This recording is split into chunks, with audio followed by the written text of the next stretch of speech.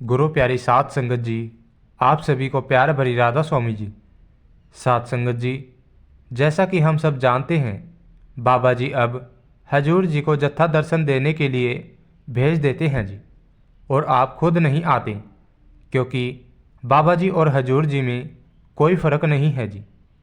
आज मैं आपको एक ऐसी ही बात बताऊंगा जो शायद आपने अभी तक नहीं सुनी होगी जी। आज की वीडियो में मैं एक ऐसी साखी सुनाऊंगा साध संगत जी। आज की यह साखी सारे भ्रम दूर कर देगी जी। जब कोई देखता है यह दूसरा सतगुरु और वे दूसरे सतगुरु हैं, आज की यह साखी उन सभी लोगों के भ्रम को दूर कर देगी।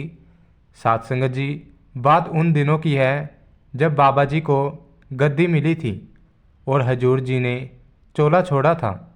महाराज जी ने चोला छोड़ने से पहले एक सत्संग फरमाया था जी। धाम अपने चलो भाई पराए देश क्यों रहना। महाराज जी ने चोला छोड़ने से पहले एक और परोर में भी सत्संग फरमाया था जी।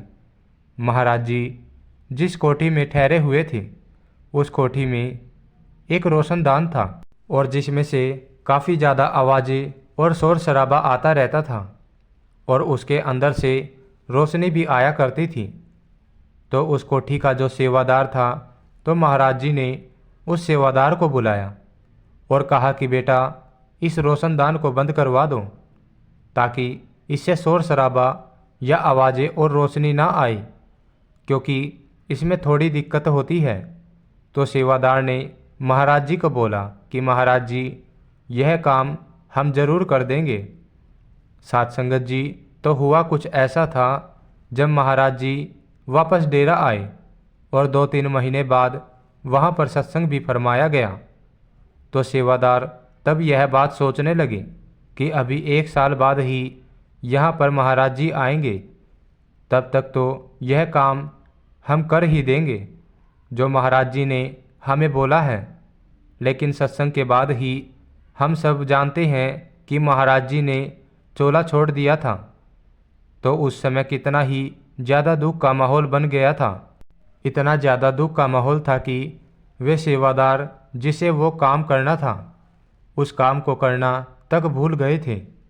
तो साध संगत जी, हम सब जानते हैं कि इसके बाद हमारे मौजूदा बाबा जी को जैसे ही गद्दी का हुक्म हुआ, तो बाबा जी ने 2-3 साल तक कोई सत्संग भी नहीं फरमाया था।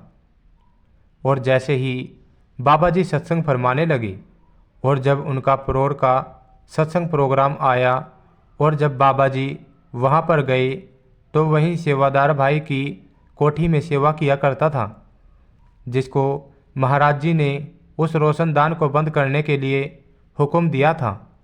जब बाबा जी वहाँ पर गए और उस सेवादार को एक ऐसी बात बोल दी कि जिसे सुनते ही वे ज़ोर ज़ोर से रोने लगा।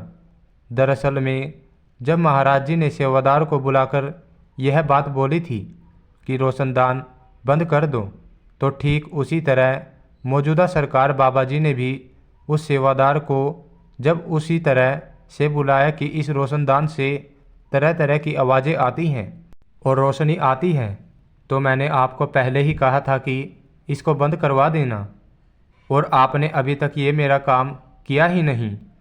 सेवादार पहले तो यह बात सुनता रहा, लेकिन उसके दिमाग में जैसे यह बात आई कि हजूर महाराज जी ने तो मुझे इसी तरीके से बोला था और आज बाबा जी भी उसी तरह से बोल रहे हैं कि मैंने पहले भी यह बात और यह काम आपको बोला था।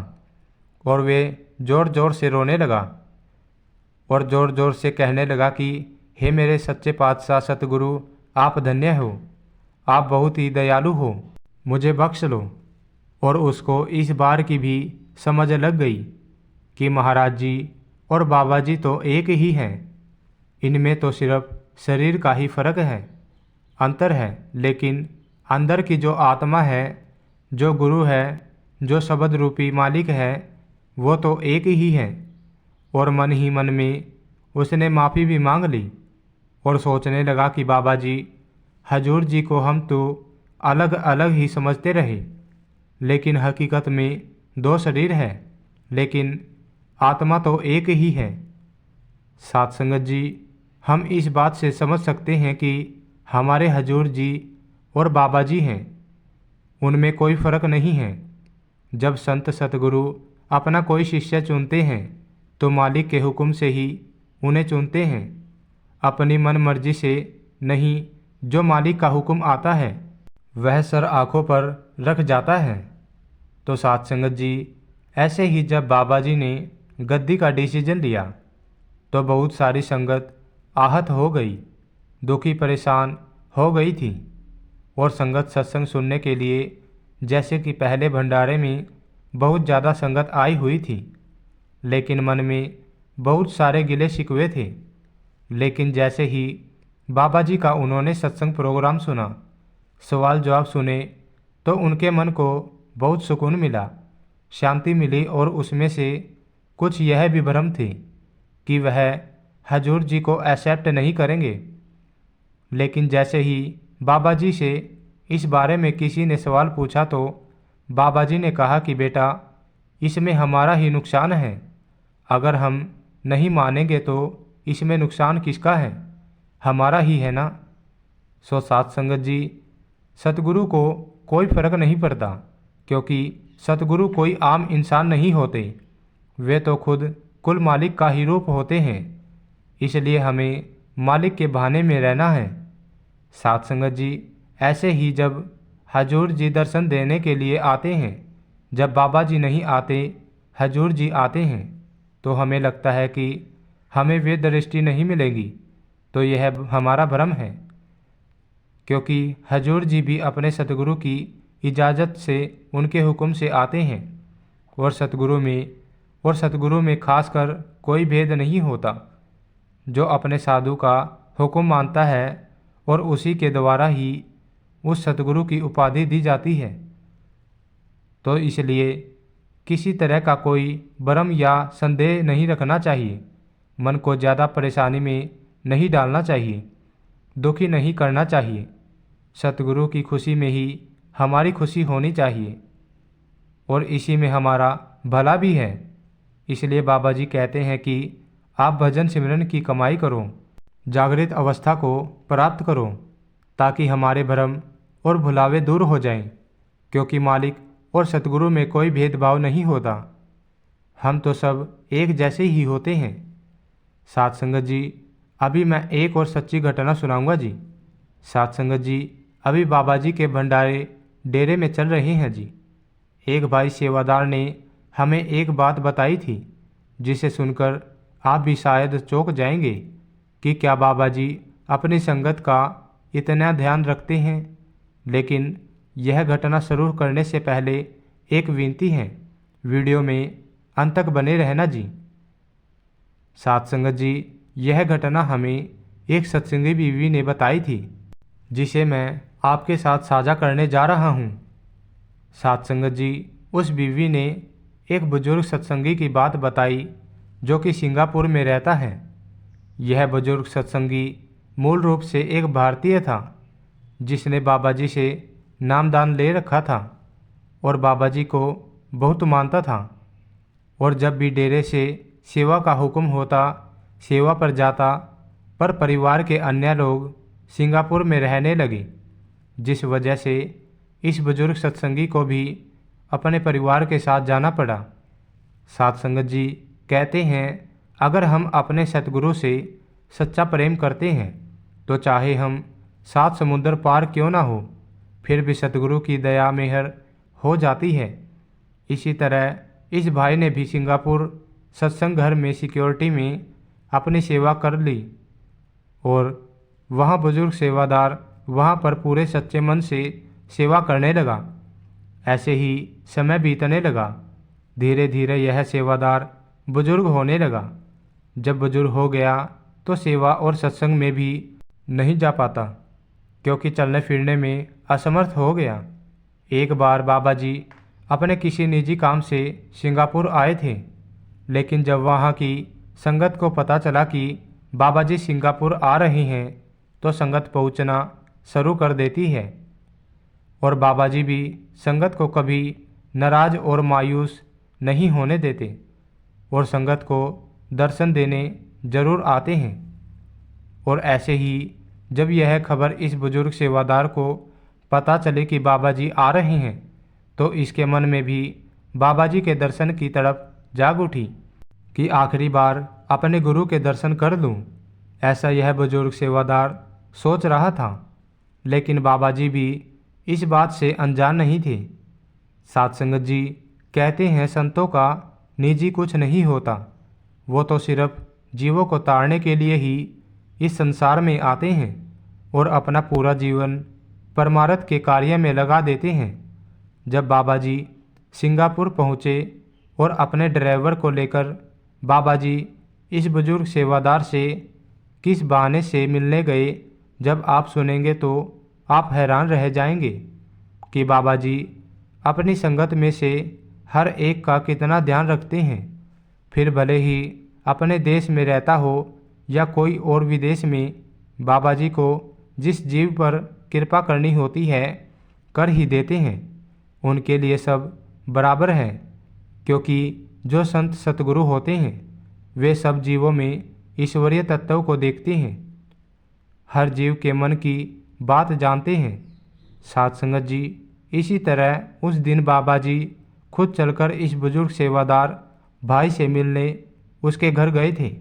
यह बुजुर्ग सेवादार बाबा जी को बहुत मानता था, लेकिन इसके जो परिवार के इसके बच्चे हैं वे इन सब चीज़ सत्संग सिमरन पर विश्वास नहीं करते। और जब इस बुजुर्ग को मालूम चला कि बाबा जी सिंगापुर आ रहे हैं, तो उसके मन में भी बाबा जी के दर्शन की तड़प उठी और उसने अपने बच्चों से कहा कि मुझे सत्संग घर ले चलो। लेकिन बुजुर्ग सेवादार के सभी बच्चों ने वहाँ बुजुर्ग सत्संगी को ले जाने से मना कर दिया। हर कोई काम का बहाना बनाने लगा। किसी ने कहा मुझे ज़रूरी मीटिंग है। साध संगत जी, इसी तरह परिवार का हर कोई व्यक्ति बहाने बनाने लग गया। लेकिन बुजुर्ग सेवादार इतना बुजुर्ग था कि वह बिना किसी मदद से अकेले वहाँ तक नहीं जा सकता था। अब बुजुर्ग सेवादार मन ही मन बड़ा उदास हो गया और सोचने लगा कि जब मैं स्वस्थ और जवान था तो मैंने बहुत सेवा की, लेकिन आज जब मैं बुजुर्ग हो गया हूँ और चलने फिरने में असमर्थ हूँ, तो कोई मुझे मेरे सतगुरु के दर्शन कराने नहीं ले जा रहा। साध संगत जी, क्योंकि इस बुजुर्ग सेवादार ने अपने सतगुरु से इतने लंबे समय से वो नहीं मिल सका था, और सतगुरु के बिछोड़े का क्या दर्द होता है वो एक सच्चे सत्संगी से बेहतर कौन जानता होगा। इसी तरह बुजुर्ग सेवादार दिल में दर्द लिए अपने सतगुरु की याद में बैठा था और बाबा जी को याद कर रहा था और रोए जा रहा था। अब बाबा जी भी इन बातों से अनजान नहीं थे। बाबा जी अपने सेवादार को ऐसे उदास और दुखी कैसे देख सकते थे। तो सत्संग शुरू होने से पहले बाबा जी ने अपने ड्राइवर को बुलाया और कहा कि अमुक स्थान पर जाना है, और बाबा जी ड्राइवर के साथ बुजुर्ग सेवादार के घर पहुंच गए।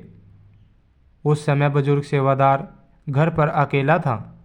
तो जब ड्राइवर ने डोरबेल बजाई तो सेवादार को दरवाजे तक आने में काफ़ी टाइम लग गया, क्योंकि बुजुर्ग सेवादार अपने आप चलने में इतना सक्षम नहीं था। उसको किसी न किसी सहारे की ज़रूरत पड़ती थी।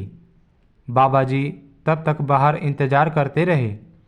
जब बुजुर्ग सेवादार ने दरवाज़ा खोला तो उसने अपने सामने एक सरदार जी को सफ़ेद कपड़ों में खड़ा देखा, और नज़र कमज़ोर होने की वजह से वह पहली बार में पहचान नहीं पाया। तो उसने बाबा जी से कहा, आपका स्वागत है, किससे मिलना है आपको? तो बाबा जी ने कहा कि भाई आपसे मिलने आया हूँ। इस बीच बुजुर्ग सेवादार ने अपना चश्मा आंखों पर लगाया, और जब चश्मा लगाकर देखा तो सेवादार हैरान रह गया, और बुजुर्ग सेवादार की आंखों से शुक्राने के आंसू बह निकले। बुजुर्ग सेवादार को लग रहा था जैसे वह कोई सपना देख रहा है।